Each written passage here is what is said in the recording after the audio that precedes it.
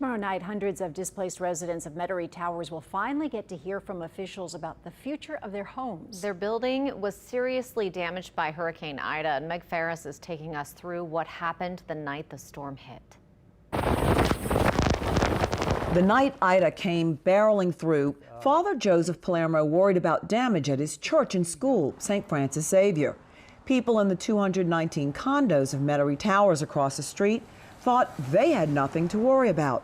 Carolyn Diaz lived in the concrete building and saw something out of her third-floor window. I'm seeing these huge pieces flying through the air, and I'm thinking, what is that? Ida was peeling the roof away layer by layer. There was water pouring down the steps, water in the lobby. The tiles in the lobby were falling, so it was a danger zone. She called 911.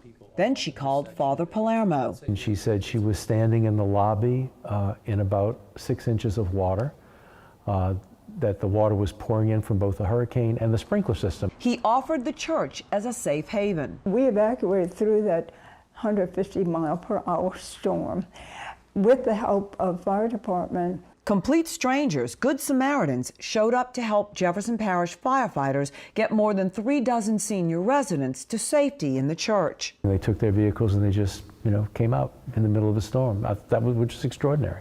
There was fear, anxiety for some that night. It was traumatic. Several of the people said, I never imagined that something like this could happen. But there were moments of levity, too. The women were kind of up and alert and just wondering what's next. And I'm thinking, where are all the men? Well, they all were sound asleep in the pews. Actually, a couple of them were snoring a little bit. One man even had a revelation that night. Father, pews are made for praying, not for sleeping, which was one of the great lines. The people of Metairie Towers are scattered everywhere. Carolyn misses the camaraderie, her friends. She's renting a furnished condo, but bills mount for residents as they pay new rent, plus old condo fees and mortgages, and now packing, moving expenses. How hard was it for them to find places to live? Very difficult, because it was so sudden.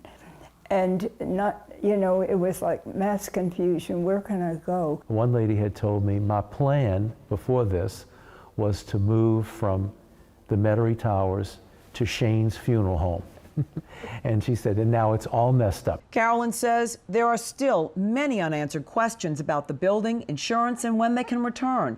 Some friends moved for good, but it's documented that those who best adjust to change in later life have longevity. I feel like I'm going to do it. I can do it. It's one step at a time.